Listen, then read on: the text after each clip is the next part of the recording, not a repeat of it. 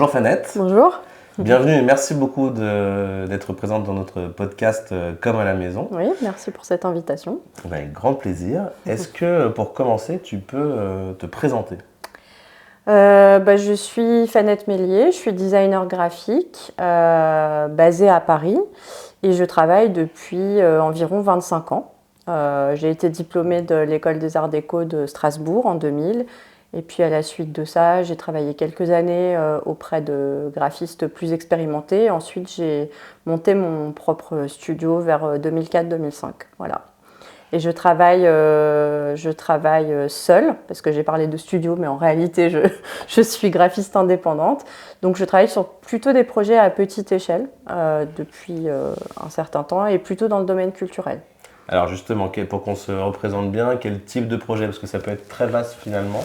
Oui. Est-ce que tu peux nous donner quelques exemples de projets sur lesquels tu travailles ou de types de projets? Oui, alors je travaille et je gagne ma vie avec des commandes dans le secteur culturel essentiellement ou institutionnel. Mais après, j'ai des projets assez variés. Je travaille aussi pour des marques, notamment pour Hermès comme dessinatrice. Donc ça, c'est un pan de mon travail qui est un peu à part, un peu particulier. Sinon, je travaille pour le théâtre de la Comédie de Clermont, par exemple, pour le FRAC de Bordeaux, le FRAC MECA, donc Fonds régional d'art contemporain.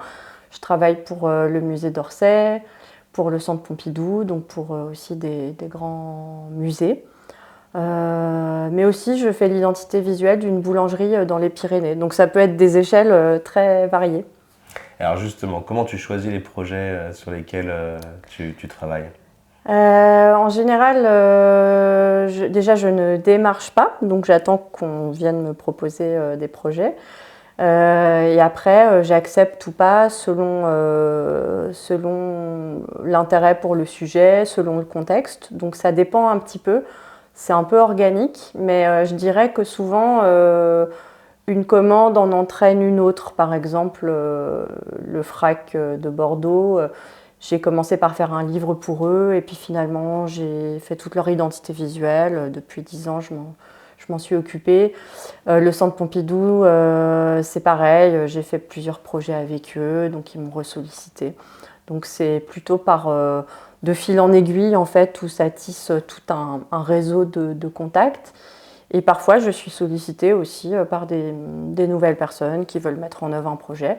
Donc, je n'accepte pas toujours parce que vu que je travaille seule, je n'ai pas non plus beaucoup de disponibilité et je suis souvent pas disponible directement. C'est-à-dire, si on me propose un projet pour tout de suite, en gros, c'est jamais possible. Il faut toujours un peu de temps pour s'organiser.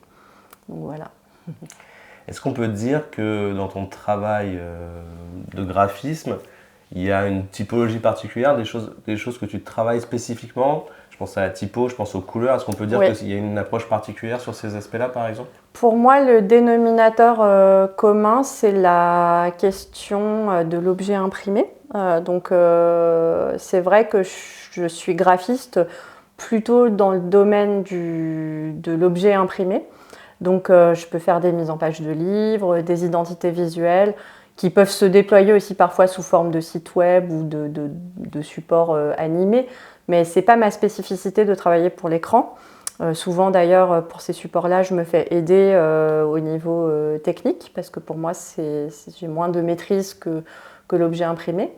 Mais c'est vrai qu'il y a souvent cette dimension de l'objet imprimé dans son aspect éditorial, c'est-à-dire qu'est-ce qu'il raconte, qu'est-ce qu'un pli, un façonnage ou ce genre de particularité. Pour moi, c'est presque un langage. On déploie un langage avec justement la maîtrise du format, la répartition des informations, etc. Donc ça, je dirais, c'est pour moi une façon de définir mon approche. Après, c'est vrai que je peux travailler la typographie, mais je peux aussi travailler l'image. Je me considère un peu comme graphiste généraliste de ce point de vue. C'est-à-dire que je ne fais pas seulement de la mise en page, je ne fais pas seulement des livres, je peux aussi faire des affiches, je peux faire des logos ou des objets imprimés assez atypiques, comme par exemple j'avais travaillé sur des confettis géants pour l'anniversaire du centre Pompidou. Donc je peux faire ce genre de choses. Et après, récemment, avec Hermès, j'ai abordé la question du dessin, parce que là-bas, on est considéré comme dessinateur. Donc là, c'est plus sur un support imprimé, exceptionnellement. C'est eux qui travaillent le design des objets sur lesquels mes dessins sont déployés. Donc là, j'ai plus la maîtrise de tout le processus de fabrication, donc c'est une autre approche. Mais cette approche du dessin en tant que tel, c'est quelque chose qui m'intéresse particulièrement et qui imprègne beaucoup mon travail ces dernières années. Alors on va revenir juste après sur toute cette partie imprimée qui évidemment, comme tu l'imagines, nous intéresse beaucoup. Oui. Avant ça, peut-être si tu peux nous dire, et ça va peut-être nous servir de transition pour la suite, d'où était venu cet intérêt pour le graphisme. Oui. Voilà. Alors, ce qu'il faut dire avant tout, parce que c'est quand même particulier, c'est une spécificité de mon identité et de mon parcours, c'est que ma famille avait une maison d'édition dans les années 80 dans laquelle travaillait mon grand-père comme éditeur, mais aussi ma mère qui l'a fondée avec lui, qui a travaillé comme graphiste au sein de la maison d'édition et qui s'occupait de la mise en page des livres. Et mon père les a rejoints à la fin des années 80 pour diriger l'atelier d'impression. Donc lui, il n'était pas imprimeur de formation, il était antiquaire. Enfin, il a exercé plusieurs métiers, mais il a été antiquaire aussi dans les années 80. Et après, il s'est reconverti dans l'impression, mais sous une forme, comment dire, assez petite, parce que c'était un petit atelier. Et il a commencé à... Donc il avait une presse, une couleur, une presse offset. Et donc, il s'est formé sur le tas comme imprimeur. Donc, c'est vrai que la question de la fabrication de l'objet imprimé, j'ai toujours plus ou moins baigné dedans, parce que moi, je suis née en 1977, donc dans les années 80, j'étais enfant. Et j'ai pu observer comme enfant le déploiement d'une petite chaîne graphique au sein de ma famille. Donc, c'est vrai que c'était intéressant parce que je pouvais voir de A à Z comment on procédait pour composer un document et jusqu'au façonnage. Et donc, de plus, c'était pas du tout la même chaîne graphique que maintenant, parce qu'il y a eu énormément de mutations justement dans les années 80 et surtout 90. Donc, j'ai pu observer comment ça évoluait également, parce que je me souviens du premier Macintosh, qui était au départ destiné à faire de la comptabilité, qui finalement a servi à faire de la mise en page, etc. Donc j'ai une vision assez précise de tout ça. Et je me souviens aussi du logiciel MacPaint, par exemple, qui représentait quelque chose d'incroyable, qui est un logiciel de dessin, un des premiers logiciels de dessin sur Mac. Et c'est vrai que moi, je ne le vois pas de façon fétichiste comme quelque chose que je n'aurais pas vécu sur le moment. Parce que finalement, les gens de mon âge qui sont devenus graphistes, la plupart des personnes n'avaient pas connaissance de la chaîne graphique comme enfant. Et moi, c'est vrai que je l'ai vécu directement, j'ai été immergée dedans.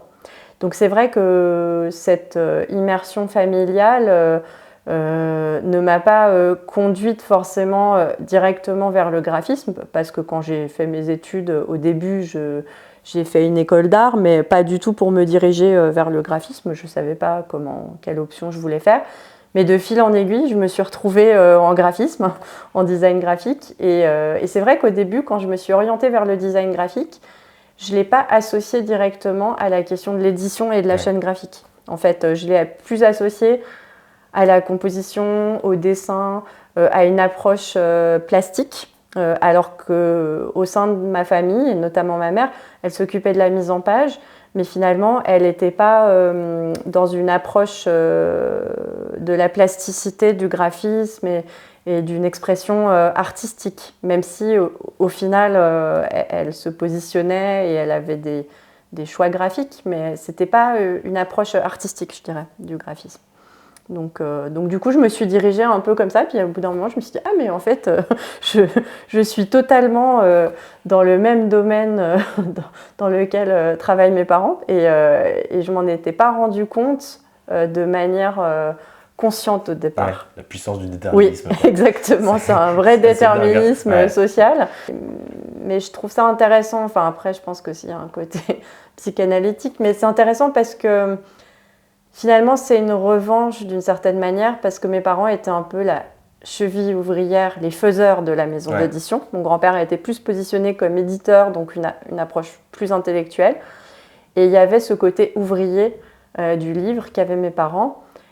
Et en fait, tout le travail que je mène autour de la problématique de l'impression, pour moi, il y a quelque chose d'une tentative de sublimation de cette position de l'imprimeur et de chercher autour de ça. Donc, il y a quelque chose, je pense, qui est très imbriqué avec mon histoire familiale, mais que je trouve intéressante. Ah bah c'est très intéressant. Oui. Puis je pense qu'il y a aussi une dimension de passion, c'est-à-dire que quand on évolue dans cet Oui. environnement-là, il y a vraiment quelque chose où on découvre finalement un environnement qui fait que, enfin voilà, les presses, les papiers, les encres, enfin, il y a Oui. quelque chose quoi. Je Oui, trouve bien qu'il y sûr. a, il y a Ouais. quelque chose de l'ordre de la passion qui fait que bah ouais, quand Oui. on l'a découvert, on a envie de Oui, bien poursuivre, sûr. on a envie de. Puis il y a une considération, pour moi, il n'y a pas cette espèce de surplomb que parfois certains graphistes peuvent avoir en venant en calage et en se pensant mettre à bord. Ouais.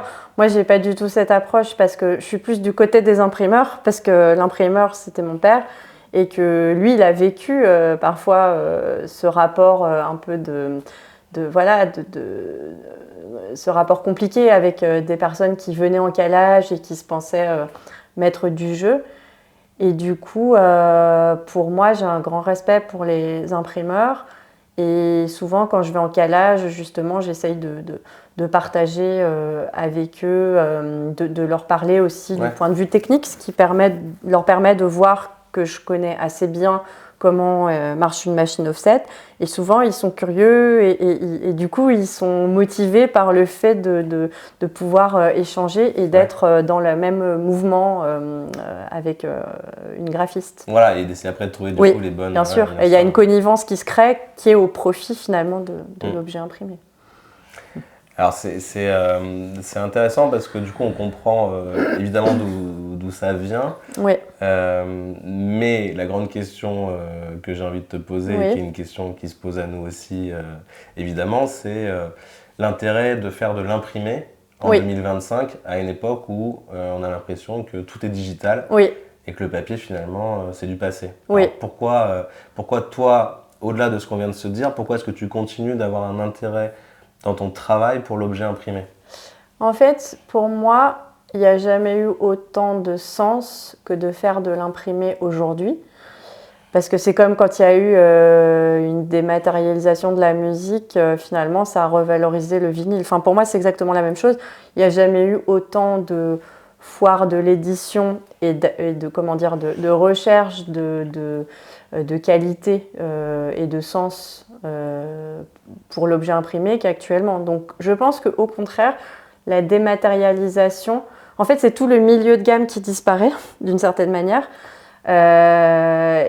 Au profit voilà, maintenant quand on imprime quelque chose, on imprime une brochure ou un livre, c'est qu'il doit y avoir une nécessité de l'imprimer et que du coup on doit réinvestir une forme d'intelligence de l'objet imprimé.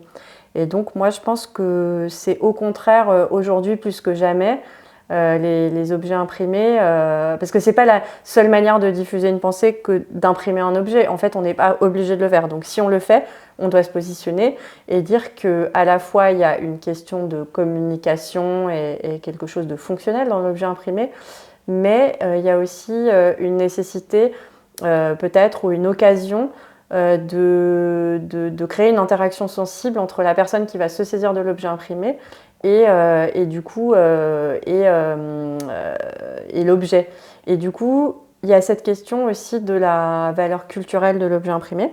Et par exemple, quand je fais des brochures de théâtre ou des objets de toutes sortes qui sont imprimés, j'essaye de les investir de façon à ce qu'on n'ait pas forcément envie de les jeter après les avoir utilisés, qu'ils puissent garder un sens, une pérennité en fait, et que leur qualité fasse en sorte qu'il soit conservé par certaines personnes, il soit regardé, il propose une véritable expérience. Donc ça veut dire qu'au-delà de l'aspect visuel, Oui.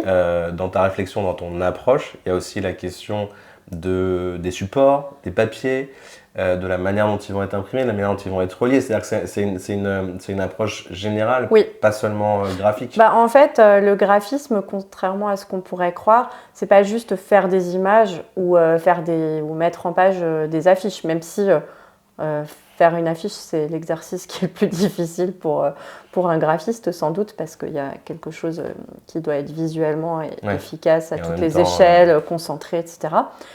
Mais pour moi, le fait d'être designer graphique, il doit y avoir, on doit envisager la question de l'image, mais l'image, elle est aussi elle est au sein de tout un tas de considérations qui sont complémentaires et qui sont à la fois d'ordre de la mise en forme graphique, c'est-à-dire la typographie, des choix de grilles, la mise en page et toutes les questions de mise en forme du contenu.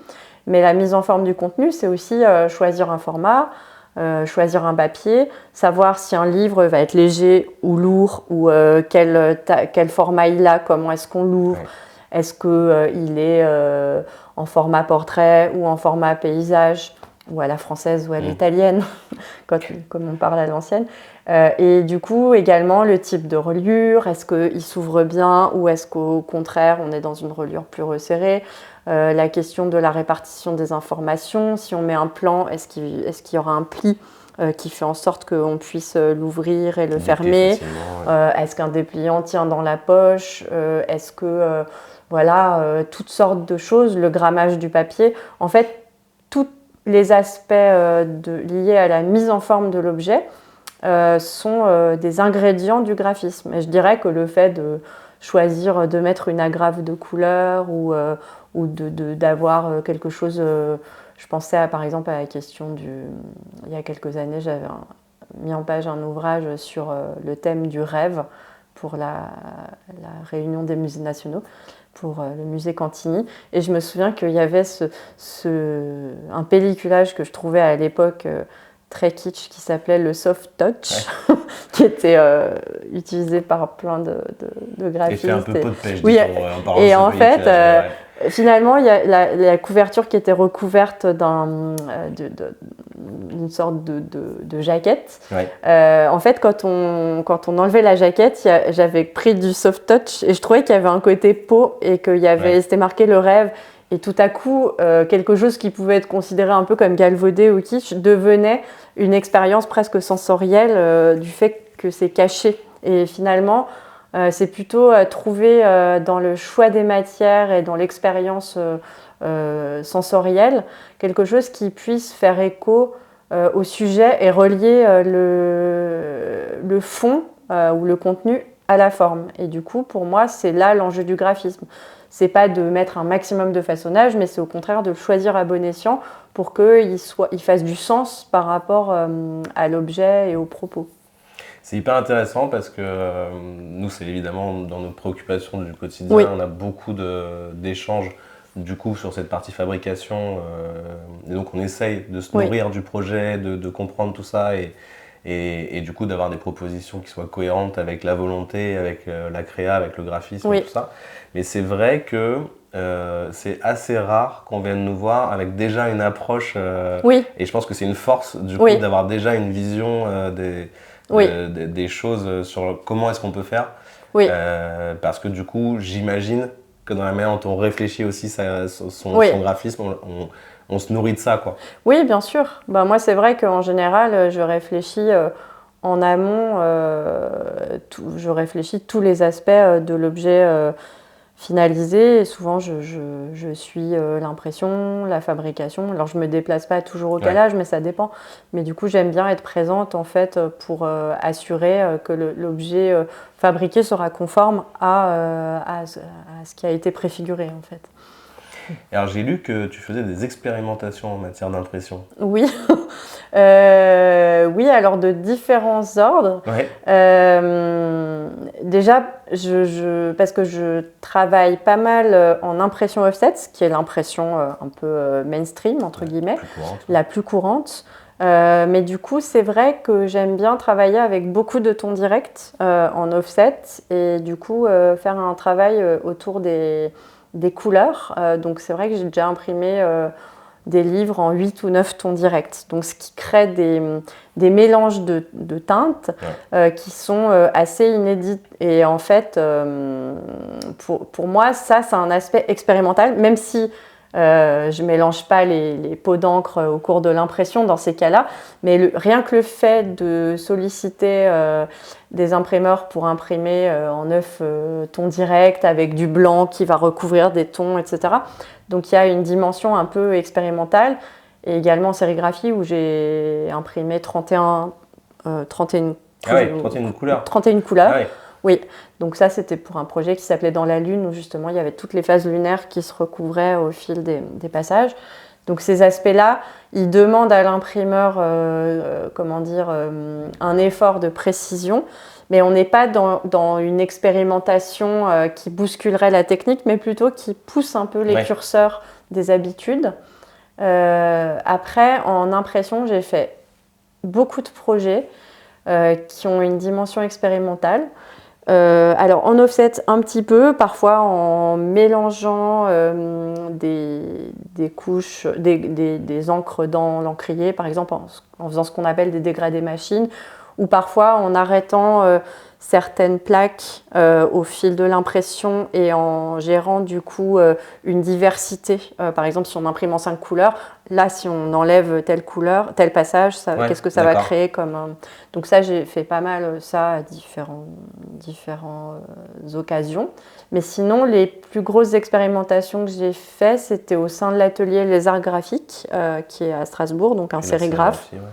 Et là où j'ai expérimenté beaucoup de choses. Donc il y a eu ces fameux 31 passages d'encre, mais parfois il y a eu des impressions beaucoup avec des changements d'encre sur le même écran, c'est-à-dire on imprime un tiers du tirage avec telle couleur, ensuite on change, on rajoute des couleurs.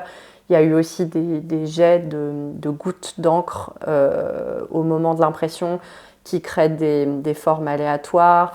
Il y a eu des mélanges de pigments secs au moment de l'impression aussi qui créent des effets particuliers sur une affiche et des variations.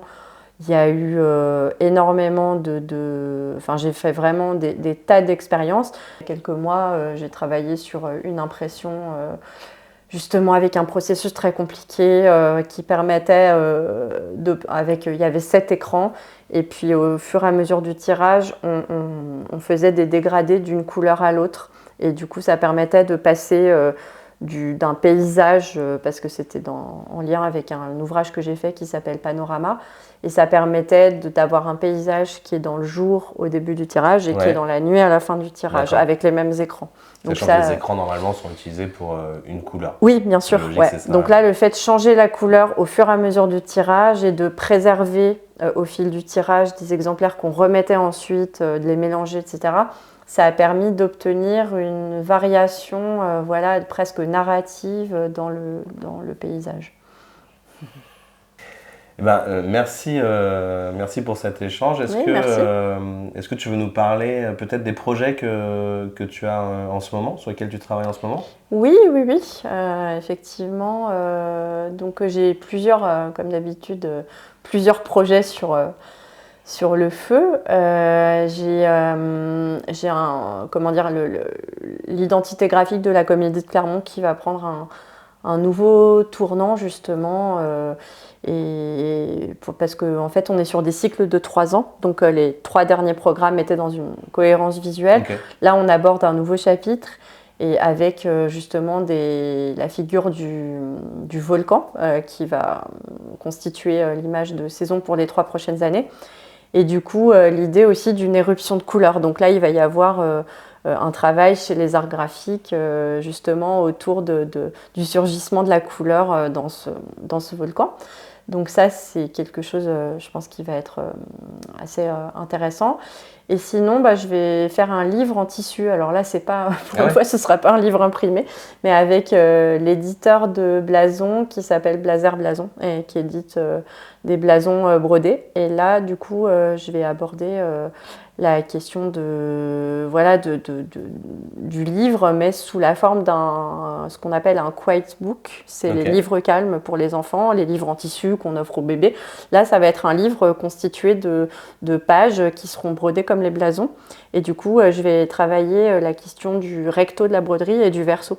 Parce que le verso, en fait, c'est tout ce qu'on cache d'habitude. Et donc, je vais travailler autour de la figure de la chouette, du coup avec des chouettes qui seront bien peignées d'un côté et hirsutes de l'autre. Okay. Donc ça m'intéresse beaucoup parce que c'est assez inédit et justement ça me permet d'aborder d'autres logiques que celle de l'imprimé, mais après l'imprimé reste toujours au cœur de mon travail. Merci beaucoup Fanette, c'était super intéressant ce podcast, cet échange. Et puis on a hâte du coup de découvrir ces nouveaux projets. Merci à vous pour votre accueil et pour cette curiosité.